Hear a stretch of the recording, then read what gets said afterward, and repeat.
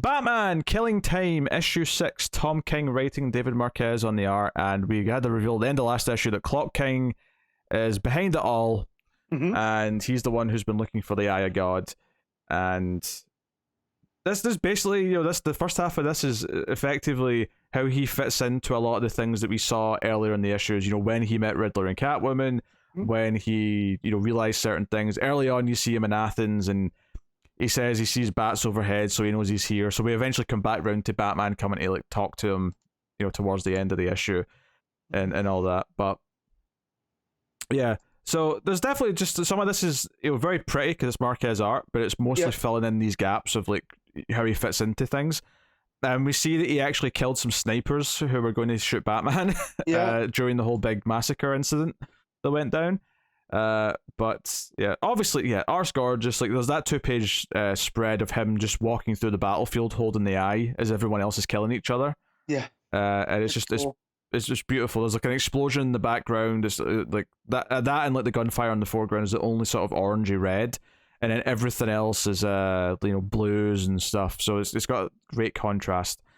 And then there's stuff with Batman making sure that the bombs that the feds are trying to drop in the whole thing don't actually kill everyone, so he ends up flying the helicopter further up into the sky and diving out of it so it explodes high enough not to hurt anyone.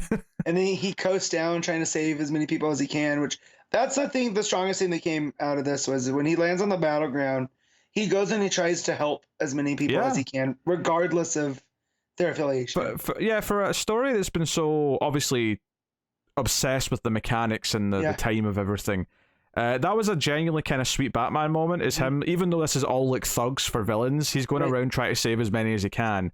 And that page is gorgeous as well because you've got the sort of the fog of war that's kind of there because of all the gunfire and stuff. And it says he saved a few, but not many. And you just see all these bodies lying around. Because later on he confirms 130 something people died. That's 137. Yeah. So yeah, those pages are gorgeous. Good. But then we find out that this pawn shop guy's got the Eye of the God in the future.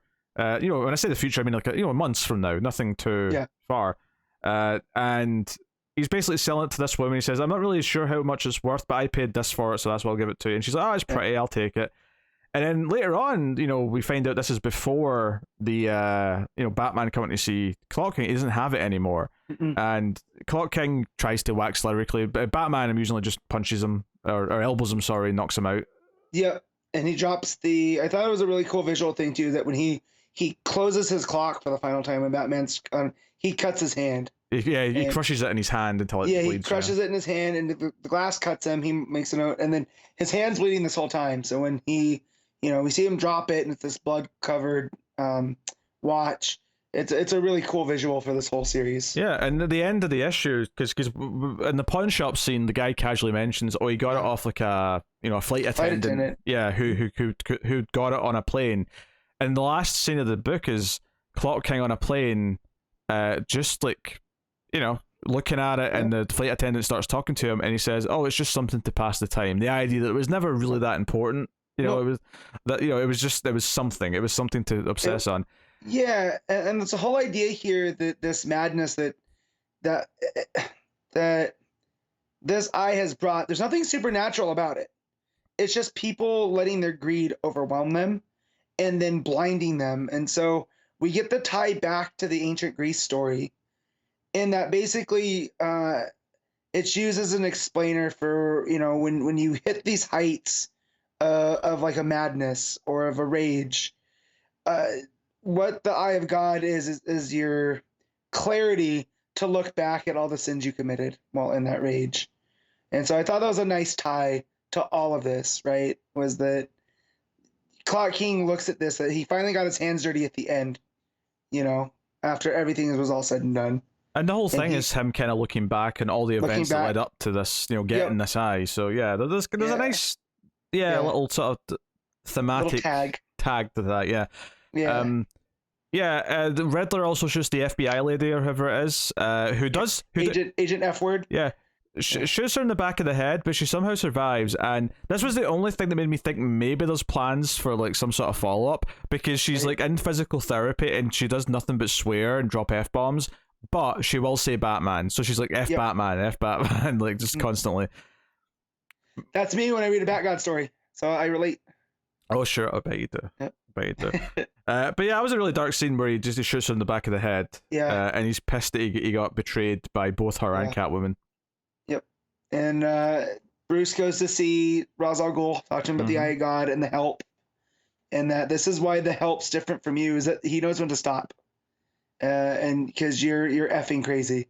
Yeah, I did love that from Ra's to Bruce. If there's a critique of this issue, is that it's maybe a shame that there's basically no help because his part of the story's done. Right. Well, again, if this is meant to have a follow-up, I could see the Help coming back out of retirement to do whatever, maybe to team up with that man, because that man needs his help to resolve whatever is next. Maybe, yeah. Yeah, right. But yeah, no. And then so before because I had to finish this as we were, gearing up, and I mentioned offhandedly to Pete, I was like, if I think I understood this, it was really good, and it was that tag towards the end of Clock King looking back with this clarity and all the things that he had done to lead to this moment, and that kind of the eye in and of itself is worthless. It's all what people put into it, because it goes back to ancient Greece, and they're at a temple of Athena, and there was this mask over this actor who had been in a play about the rage that we had seen earlier in the story, and she carves out this eye, and that's where it becomes the Eye of Athena. And so it's not like this big supernatural thing. It's who's ever looking for it, whoever wants it, what they put into it, which I thought that was a real nice little touch King put on there. Yeah. Yeah, it was a fun miniseries. It was, it was distinct. It had its own mechanic, the way it did jump around the timeline and constantly use time as this kind of driving force. Made it feel distinct to any other books that I was reading, and it was especially good in the sense that you've got several Bat books at any one time. So yeah, it might be my second favorite King Bat story, because that Mr. Freeze one with the jury, is still top notch. But this, I would put this over any of his other stuff from his run.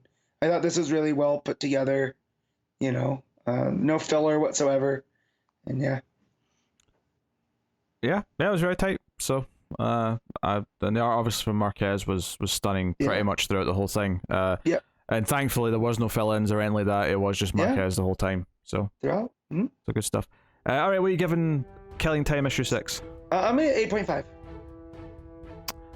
Yeah, I'll probably go straight 8 on this. It was very good.